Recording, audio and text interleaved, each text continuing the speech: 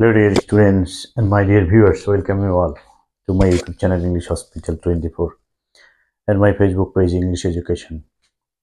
আজকে আমরা 2024 সালে যশোর বোর্ডে রেকমার্ক ভার্বস হিসেবে যে কোশ্চেনটি আসছে সেটি সমাধান করব এবং সমাধান করে তোমাদের চোখের সামনে কিছু কৌশল শিখিয়ে দেব যাতে তোমরা এই কৌশল প্রয়োগ করলে যে কোনো পরীক্ষাতে রেকমার্ক ভার্ব অংশ থেকে যদি কোনো কোশ্চেন আসে সেটা সমাধান করতে পারবে। তো এখানে প্যাসেজ আকারে আসছে চাকরির পরীক্ষা এবং ইউনিভার্সিটি অ্যাডমিশন টেস্টের যে পরীক্ষাগুলো হয় সেখানে কিন্তু এটি সেন্টেন্স আকারে এসে থাকে। সুতরাং এই যে রাইট ফর্মস অফ ভার্ব রয়েছে এটা একেবারে ক্লাস 6 থেকে চাকরির লেভেল পর্যন্ত সকল শ্রেণী পরীক্ষাতে কিন্তু আসে। সুতরাং আশা করছি তোমরা শুরু থেকে শেষ পর্যন্ত যদি আমার সাথে থাকো এবং ভিডিও দেখো তাহলে অনেক গুরুত্বপূর্ণ কৌশল শিখতে পারবে। So let's get started. First হচ্ছে আমাদের যে কাজটি করতে হবে সেটা হচ্ছে বক্সের যে শব্দগুলো দেওয়া থাকে ক্লুতে সেই শব্দগুলোর অর্থ আমরা শিখব। এখানে ফোকাস মানে হচ্ছে কোনো বিষয়ের উপরে মনোযোগ দেওয়া বা আলোকপাত করা, কোনো বিষয়ের উপরে বেশি মনোযোগ দেওয়া। আন্ডারস্ট্যান্ড বুঝতে পারা, রিড এটা সবাই জানে, কন্ট্রোল নিয়ন্ত্রণ করা, ফলো অর্থ অনুসরণ করা, আপগ্রেড অর্থ হচ্ছে ডেভেলপ করা, দ্যাট মিনস মান উন্নয়ন করা, ওয়েট অর্থ অপেক্ষা করা, রাইট, প্লে অর্থ খেলা করা, আবার প্লে অর্থ পালন করাও রয়েছে। এখানে কোন অর্থে ব্যবহৃত হয় সেটা আমরা পরে দেখব। বি অর্থ হচ্ছে হওয়া এবং বি হচ্ছে আবার অক্সিলারি ভার্ব এম ইজ আর ওয়াজ আর, কোনটা হিসেবে এখানে ব্যবহৃত হয় সেটা আমরা পরে দেখব। তো বি এর কাজ হচ্ছে হওয়া অর্থে ব্যবহৃত হয়, আবার হচ্ছে এম ইজ আর ওয়াজ আর এই 5টি অক্সিলারি ভার্বের কাজও করতে পারে। সে তার পেটের মধ্যে 5টি অক্সিলারি ভার্ব রয়েছে। এরপরে আমরা প্যাসেজ যেটি দেওয়া রয়েছে সেটা আমরা পড়ব, পড়ে নির্ধারণ করব যে কোন সময়ের কাজ বলছে। Text books are the rich source of information and knowledge. মূল বই বা পাঠ্য বই হচ্ছে তথ্যের এবং জ্ঞানের সমৃদ্ধ একটি উৎস। They dash a vital role in teaching learning activities. তারা শিখন এবং শিখন শেখানো কার্যক্রমের ক্ষেত্রে গুরুত্বপূর্ণ ভূমিকা কি করে।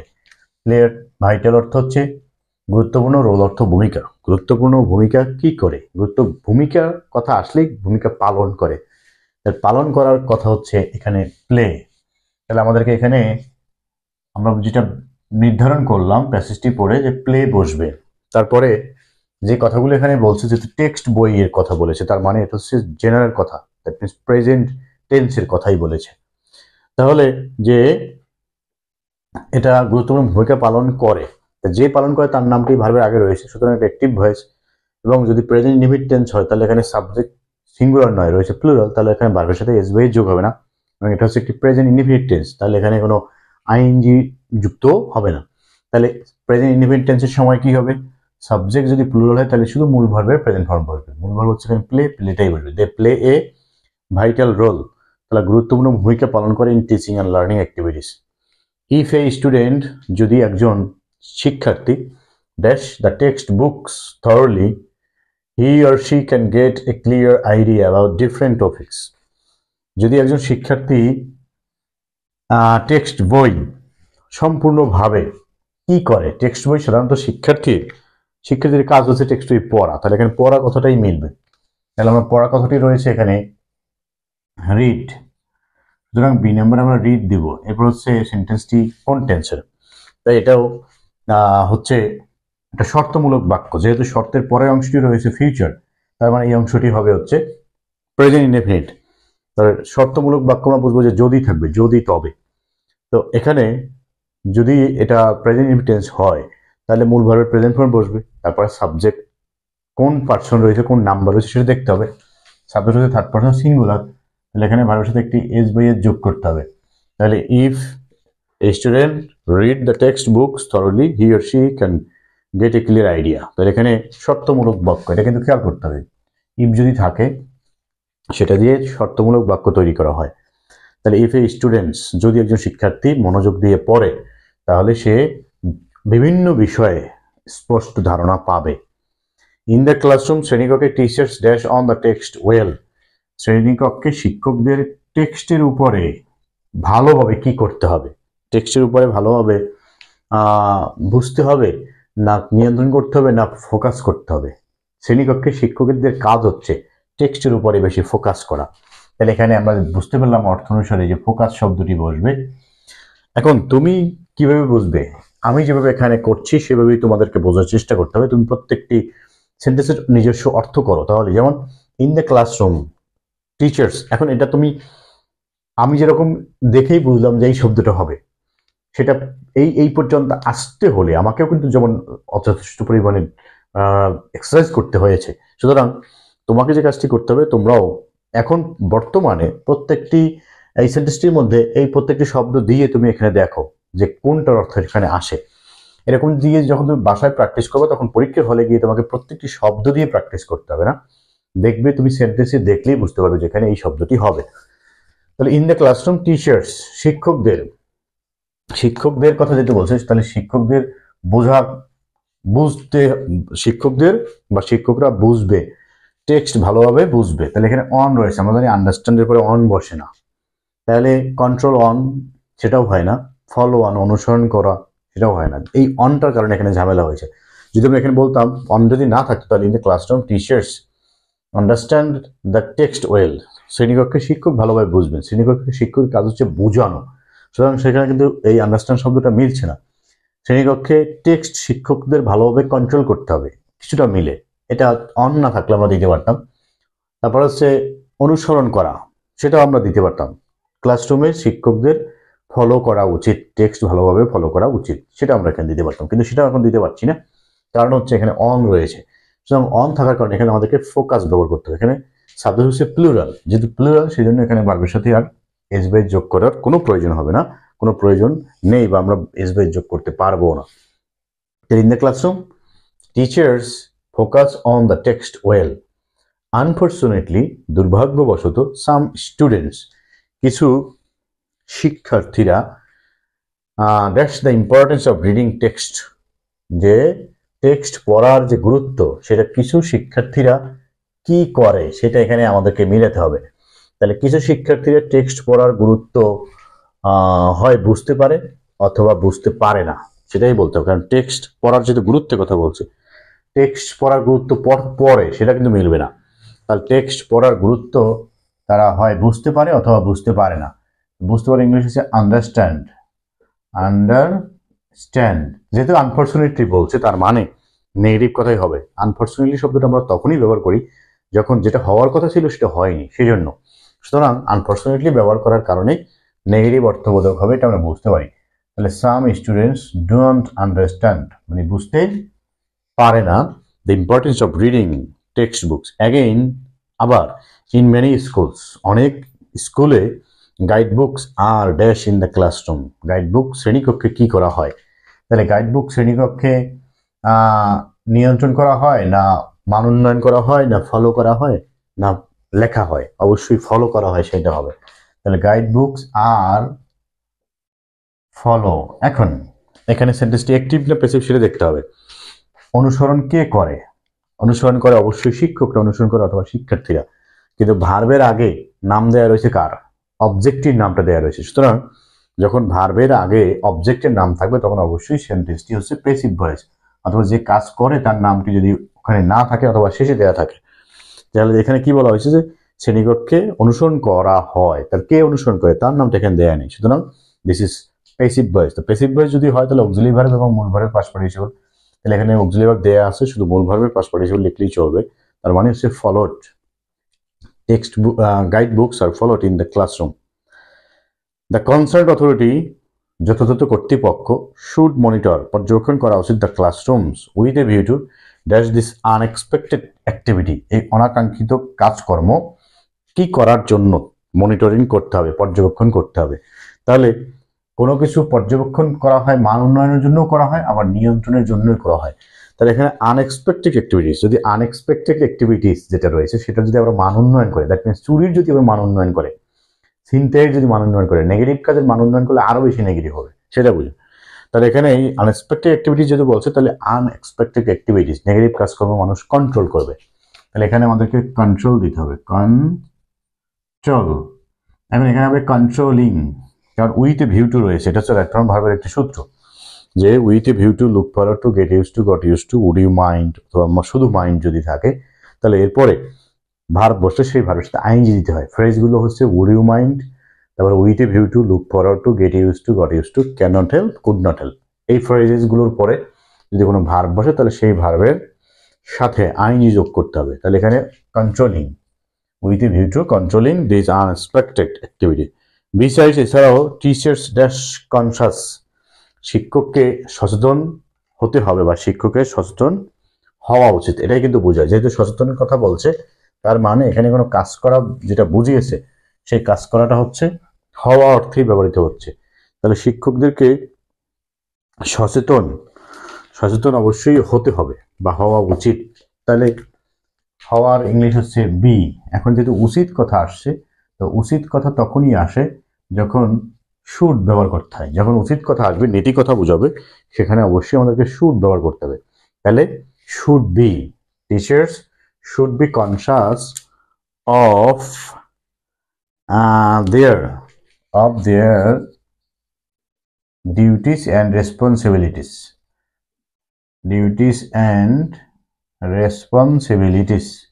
যাদের কাছে টেস্ট পেপার রয়েছে তারা অবশ্যই এটা আমি না লিখলেও তাদের চলবে, কিন্তু যাদের কাছে টেস্ট পেপার নেই সেজন্য আমি লিখে দিচ্ছি। এ স্ট্রং ফাউন্ডেশন অফ, তাহলে নিয়মটা আমি কি বলেছি যে উইথ এ ভিউটির পরে কোন কোন ফ্রেজেস পরে আইএনজি হয়। তাছাড়া এখানে কেন আমাদের এখানে যেহেতু হওয়া উচিত বলেছে, মানে হওয়ার ইংলিশ হচ্ছে বি, আর উচিত যেহেতু বলেছে সেজন্য শুড বি। এটা তোমার মনে রাখতে হবে, যেখানে উচিত অর্থে বা নীতি কথা বোঝালে শুড ব্যবহার করা হয়। A strong foundation of knowledge is impossible. A strong foundation of knowledge is impossible. জ্ঞানের শক্ত ভিত অসম্ভব। দ্যাট মিনস জ্ঞানের যে শক্ত ভিত বা ফাউন্ডেশন সেটা অসম্ভব হবে। কেন অসম্ভব হবে সেটা আমাদেরকে এখানে লিখতে হবে। Without reading textbook well, তাহলে without reading textbook well, যে ভালোভাবে টেক্সট বুক পড়া ছাড়া আমাদের জ্ঞানের ভিত মজবুত হওয়া বা করা সম্ভব নয়। These living sources of knowledge dash by the highly qualified educationist. These living sources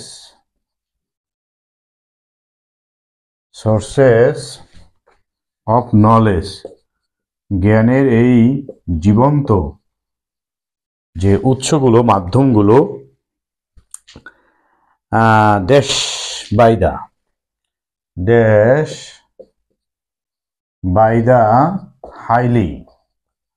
highly qualified educationist, সে কথাটা আমি এখানে লিখলাম না। এখন এই যে living sources, that means text বুকগুলো হাইলি উচ্চ শিক্ষিত যারা ব্যক্তি রয়েছেন সেই ব্যক্তিত্বের মাধ্যমে কি হয়েছে, ব্যক্তিদের মাধ্যমে পড়া হয়েছে না লেখা হয়েছে? অবশ্যই লেখা হয়েছে। তাহলে এখানে হবে রাইট, এখানে হবে রিটেন এবং অক্সিলারি ভার্ব দিতে হবে, কারণ এটা প্যাসিভ ভয়েস একেবারে স্পষ্টই বোঝা যাচ্ছে, কারণ যারা কাজ করেছেন তাদের নামটি দেওয়া রয়েছে ভার্বের পরে। তাহলে this living sources of knowledge are written by the highly qualified educationist, সবচেয়ে যারা শিক্ষিত এবং সবচেয়ে দক্ষ অভিজ্ঞ শিক্ষাবিদ তাদের মাধ্যমে এই যে টেক্সট বইগুলো সেগুলো লেখা হয়েছে।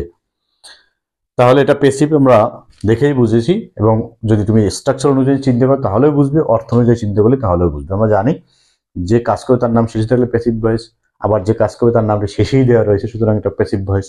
তো প্যাসিভ ভয়েস হলে অক্সিলারি ভার্ব, তারপর হচ্ছে মূল ভার্বের পাস্ট পার্টিসিপল। নেক্সট হচ্ছে the government is working রিলেন্টলেসলি। The government, আমি সংক্ষেপে লিখলাম, the government is working relentlessly to dash the standard of the text. The standard of the text books, তাহলে টেক্সট বইয়ের মান কি করার জন্য সরকার নিরলসভাবে কাজ করে যাচ্ছে। অবশ্যই এটার মান বললেই মান বাড়ানো, বৃদ্ধি করা। তাহলে আপ গ্রেড, বাড়ানো বা বৃদ্ধি করে ইংলিশ হচ্ছে আপগ্রেড। তা টু এর পরে শুধু টু যখন থাকবে, উইথে বিউটি থাকলে যেমন ভার্বের সাথে আইএনজি হয়, ঠিক তেমনি শুধু টু যখন থাকবে তখন তারপরে যে ভার্ব বসবে সেই ভার্বের বেস ফর্ম বা প্রেজেন্ট ফর্ম বসবে। এটা কিন্তু অনেকেই বুঝতে পারে না। শুধু টু যখন থাকবে তখন ভার্বের বেস ফর্ম, আর উইথে বিউটি থাকলে ভার্বের প্রেজেন্ট ফর্মের সাথে আইএনজি যোগ করতে হবে। The nation eagerly for the days, the nation dash eagerly for the days when when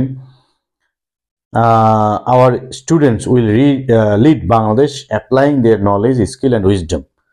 বলা হয়েছে the nation dash eagerly, জাতি আগ্রহের সাথে কি করছে, for the days, সেই দিনগুলোর জন্য, when যখন আওয়ার স্টুডেন্টস, আমাদের শিক্ষার্থীরা, লিড বাংলাদেশ, বাংলাদেশকে লিড দিবে, বাংলাদেশকে নেতৃত্ব দিবে, অ্যাপ্লাইং দেয়ার নলেজ, তাদের জ্ঞান প্রয়োগ করে, স্কিল দক্ষতা প্রয়োগ করে, অ্যান্ড উইজডম জ্ঞান প্রজ্ঞা এগুলো প্রয়োগ করে। তাহলে অবশ্যই জাতি এই দিনটি দেখার জন্য অপেক্ষায় আছে। তাহলে ইগারলি ইজ ওয়েটিং, জাতি আগ্রহের সাথে অপেক্ষা করছে। The nation is waiting, eagerly যেহেতু বলছে তার মানে হচ্ছে এটা চলমান রয়েছে, বর্তমানেই, কিন্তু এটা কন্টিনিউয়াস একটা প্রসেস, যে তারা এখনো অপেক্ষায় রয়েছে দিনটি দেখার জন্য, কারণ দিনটি এখনো আসেনি। যদি আসতো তাহলে অপেক্ষা শেষ হয়ে যেত। সুতরাং দিনটি এখন আসেনি, তার মানে অপেক্ষাটা চলমান, এটা এখনো শেষ হয়ে যায়নি। তো যে কাজ চলমান রয়েছে সেই কাজটি সবসময় আমরা প্রেজেন্ট কন্টিনিউয়াস টেন্সে লিখি, আর অতীতে চলমান হলে পাস্ট কন্টিনিউয়াস টেন্সে লিখি। সুতরাং যেহেতু এই কাজটির কথা এখানে বলা হয়েছে যে এখন চলছে, কারণ হচ্ছে এখন পর্যন্ত সেই সুদিন আসেনি যে আমাদের শিক্ষার্থীরা আমাদের দেশকে নেতৃত্ব দিবে তাদের জ্ঞান প্রজ্ঞা এবং দক্ষতা ব্যবহার করে। সুতরাং এখানে আমরা যেভাবে সমাধান করেছি, যেভাবে তো সমাধান করতে হয় তোমরা চোখের সামনে দেখলে, এগুলো সমাধান করার জন্য তোমাকে যে কাজটি করতে হবে, প্রত্যেকটি শব্দের অর্থ করতে হবে। অর্থ করে শব্দগুলো সাজিয়ে সেন্টেন্সটা একটা সঠিক অর্থ দাঁড় করাতে হবে। যখন তুমি সঠিক অর্থ দাঁড় করাতে পারবে তখনই দেখবে যে এই সেন্টেন্সটির মধ্যে এই শব্দটি নেই। ফার্স্ট সেই শব্দটি তুমি সিলেক্ট করো, সিলেক্ট করার পরে তুমি সেখানে সেই শব্দটিকে বসাও।